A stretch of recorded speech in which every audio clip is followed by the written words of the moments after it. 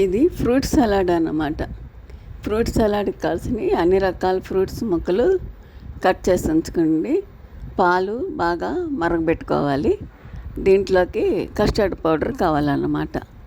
ఇవి ప్యాకెట్ పాలు తీసుకున్న సగం కస్టర్డ్ పౌడర్ కలుపుతాకు గ్లాస్ కింద ఉంచుకొని ఒక గిన్నెలో ఒక గ్లాసు పాలు స్టవ్ మీద పెట్టుకున్నాను అనమాట. పాలు బాగా మరగబెట్టుకోవాలి.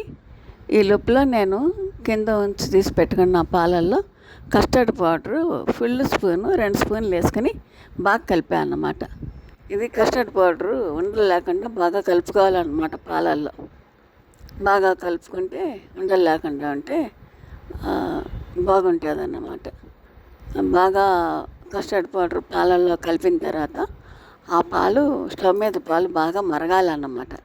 బాగా మరుగుతున్నప్పుడు ఈ కస్టర్డ్ పౌడర్ కలిపిన పాలు అందులో పోసుకోవాలి.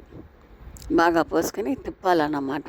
ఉండకట్టకుండా చక్కగా తిప్పుకుంటే పాలు చిక్కగా కాగుతాయి, మరుగుతాయి, బాగుంటుంది అనమాట. బాగా మరగనిచ్చుకోవాలి. కాస్త మనం పోసిన తర్వాత కొంచెం ఎలుతు రావాలన్నమాట. బాగా చికెన్ పాలే కాబట్టి చాలా మరీ మరగని అవసరం లేదు.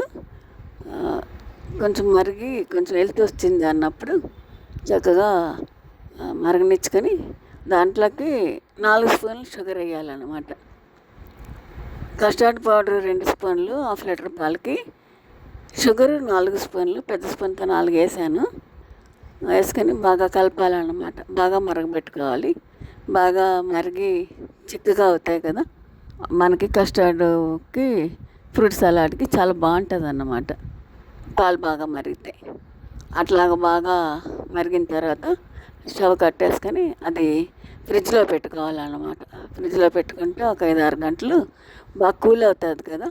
ఆ కూల్ అయిన పాలల్లో ఇక చూడండి బాగా కూలైన పాలల్లో మ్యాంగో ముక్కలు మొత్తం ఎన్ని రకాల ఫ్రూట్స్ ఉంటాయి మన దగ్గర, ఆ ముక్కలన్నీ అందులో వేసుకోవచ్చు అన్నమాట. నేనైతే దానిమ్మ గింజలు, నా దానిమ్మకాయ బాగా రెడ్గా లేదు, అందుకని హాఫ్ వేసా. దానిమ్మ గింజలు, అరటిపండు, యాపిల్, మ్యాంగో అంత మట్టుకు వేసుకున్నాను నేను. ఇంకా ఇంట్లో ఉన్న వాళ్ళు చక్కగా గ్రేప్స్, బొప్పాయి, ఇంకా చాలా ఉంటాయి కదా, అవన్నీ కూడా ఇందులో వేసుకోవచ్చు అనమాట. ఇలా సర్వ్ చేసుకుని